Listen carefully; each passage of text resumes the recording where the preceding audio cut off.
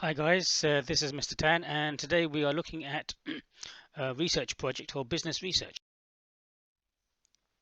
So, in terms of the outcomes, we're going to be looking at defining the term research, analyzing what makes a good research project.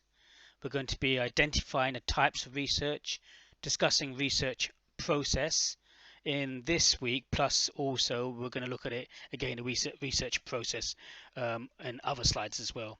And we're going to explore the implications of research for your personal development. So when we look at research, can you define what words really come to mind when you think about research? Any key words? Well, you might think of the squirrel versus the bird. Which would make the better researcher, the squirrel or the bird? Which do you think? Well, what is research and analogy in terms of the squirrel? Finding out where his nuts are, collecting it, and then storing it. What is research? Is it the bird? When we look at research in terms of an analogy, research is not just about gathering information, collecting nuts. It's about contributing to knowledge on a subject, kind of like building a nest, like the bird. So it's not just collecting information, it's actually contributing to knowledge. And I would go to add for a specific purpose as well. So it's contributing to knowledge for a specific purpose. you know, um, you know, research is something that people undertake in order to find things out in a systematic way, thereby increasing their knowledge. Systematic suggests that research is based on a logical relationship, you know, and bit just beliefs, um, to find things that suggest there is more of a multiplicity of possibilities, purpose of your research. So these may include describing, explaining, understanding, criticizing, analyzing.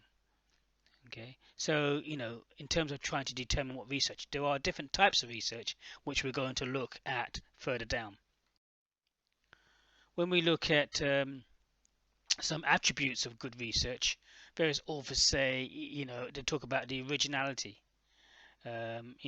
generality in terms of pragmatism, balance, quality of evidence used, and ethical issues. So if you apply these 6 concepts, then these are the attributes of a good project.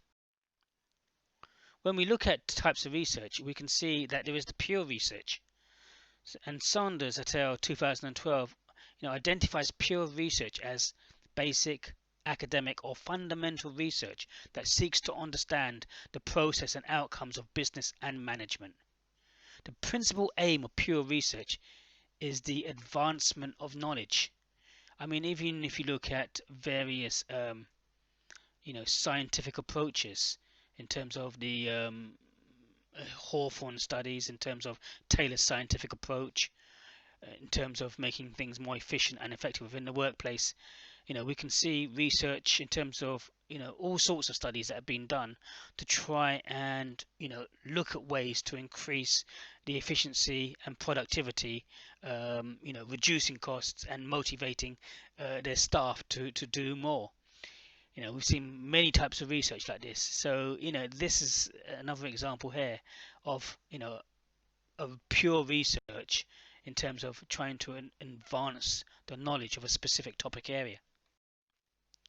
We also have applied research. Applied research is directed towards producing results which are of direct relevance to managers, which form the basis of recommendations upon which they act. It will often include finding a solution to a problem.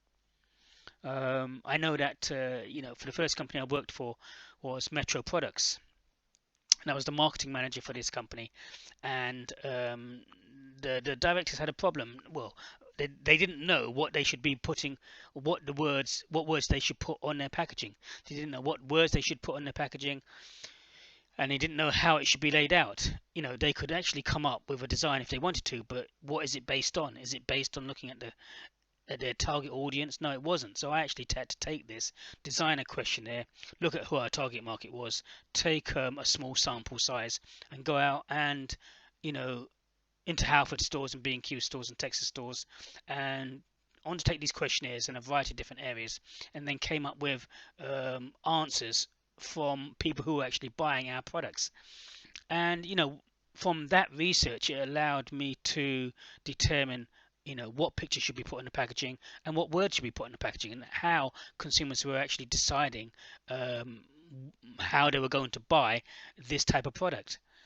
So again, applied research, and producing results, directed at managers, which form the base of recommendations which they act. And this information gave the confidence to the directors to say, we're going to do this, this, and this because of this research, because it was based from research.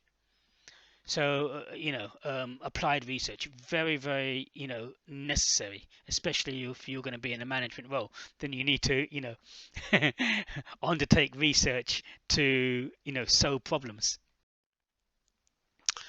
Saunders et al. 2012 suggests that there are three main reasons for conducting research.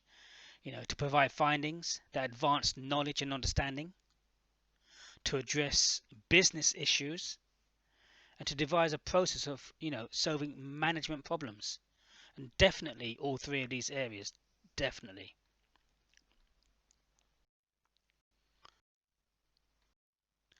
The research process in terms of the topic research includes proposal, preparation, and refinement, planning, and administration setup. Critical literature review of the topic or subject area, data collection, data analysis and interpretation, and complete the project. So the learning outcomes, as detailed in business research, includes three learning outcomes, which are to determine a research project, including its aims, scope, and objectives. The second learning outcome is to demonstrate further understanding of how to synthesize the relevant conceptual and methodological techniques and apply these to a research specification, so actually carry this out and present your research findings. So research formulation is concerned with the aims and objectives, literature review, and resource implications. And this really sets the scene for the whole research. And if your hypothesis, your aims and objectives are too wide, and you don't exactly know what you're trying to achieve, then you're conducting and undertaking this research may be very difficult. And also, is the relevant information there in your literature review for you to achieve this? Saunders et al. Suggests that your research strategy will be a general plan of how you intend to address the research questions you have set for yourself.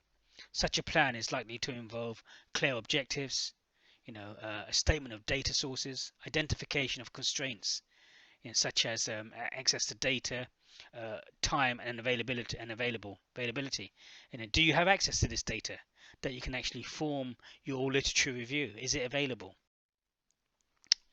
So when we look at learning outcome 1, determine a research project, including its aims, scope, and objectives, we're talking about different headings in terms of hypothesis. A hypothesis, you have a statement which you either prove or disprove. Hypothesis introduced as an important aspect of philosophy of research, which is the choice of an inductive or a deductive approach, which we will come on to later in terms of deductive and inductive. Action plan will lay down a timetable for various activities contributing to your project, including the processes of review and analysis, and will set out a series of deadlines for the completion of various stages. Research design, will be concerned with the types of research analysis you will undertake, such as quantitative and qualitative, primary and secondary data. So let's look at deductive and inductive research. So predominantly there are two principal approaches of research, deductive and inductive. Now when we look at deductive, this type of research approach works from a general to a more specific. It is more of a top-down method. This approach would begin by developing a predictive statement called a hypothesis, and then proceed to gather data to test it. So the wording in learning outcome 1, which is emphasis on hypothesis, effectively requires to conduct a deductive research. So if we're looking at hypothesis, then we're really looking at a deductive research. An example of a deductive research, for example, you work in a glassware manufacturer that is experiencing a high level of breakages.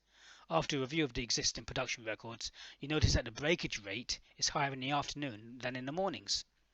Your theory is that it is caused by employee tiredness, alone, and not the only factors such as variable machine performance or the boss is going to play golf in the afternoon. So you're saying that the problem, a high number of breakages, is due to employees being tired.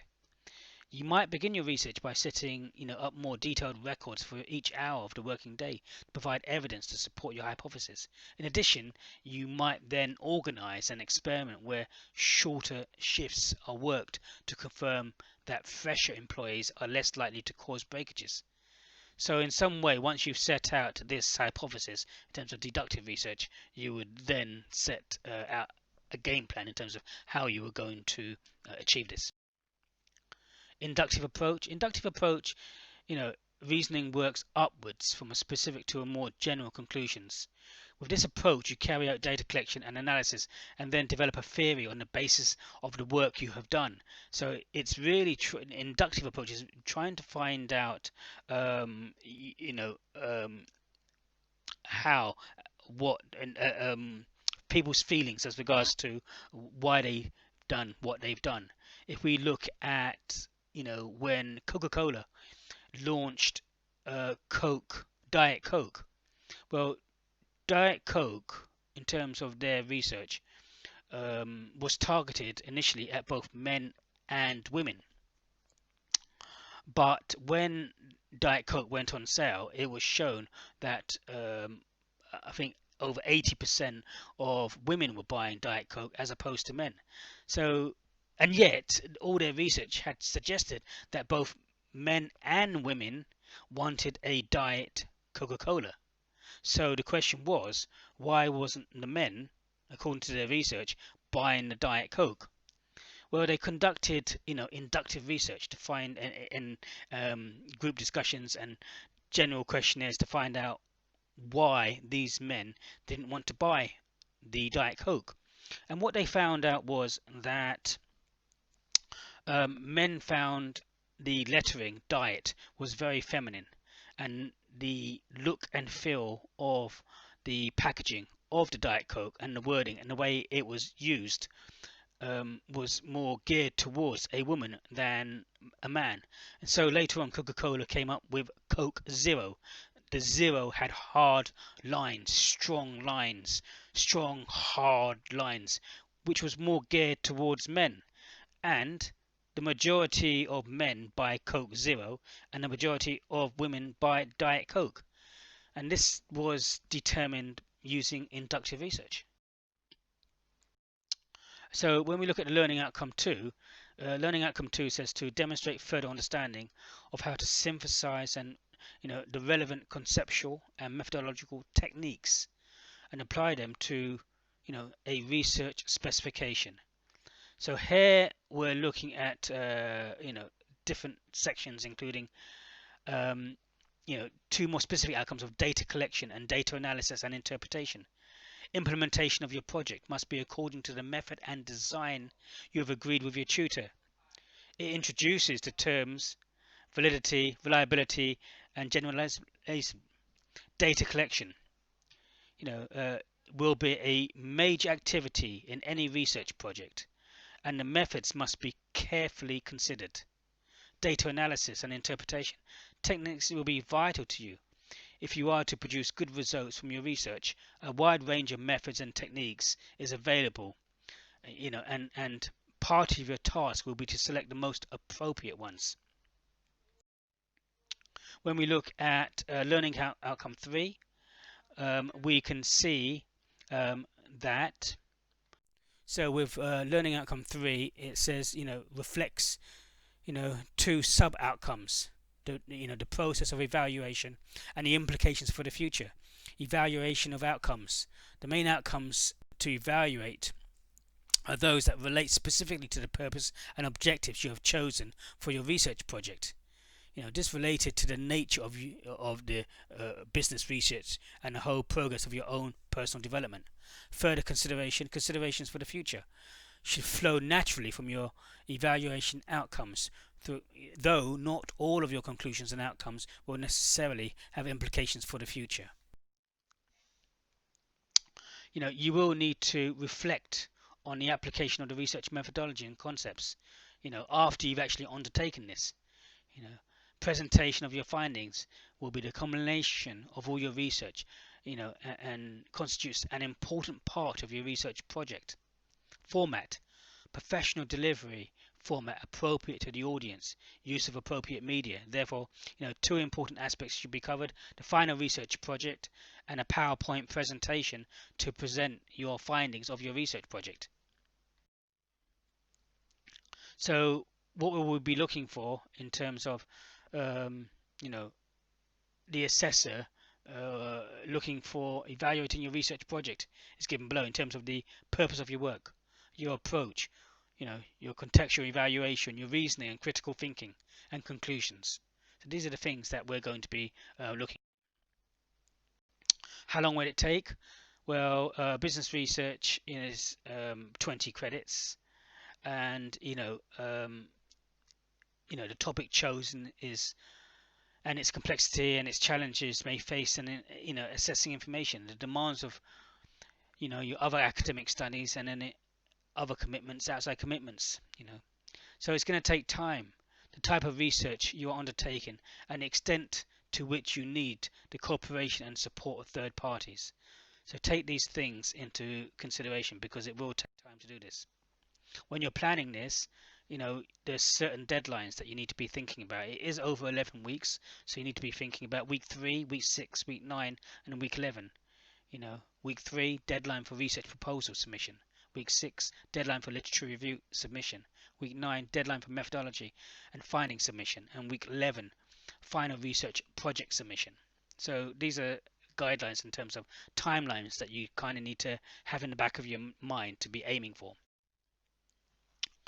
So it is going to be over 10 weeks to prepare your final project. It's going to be in term 1. And we have 11 weeks to actually achieve this. So thank you today from Mr. Tan.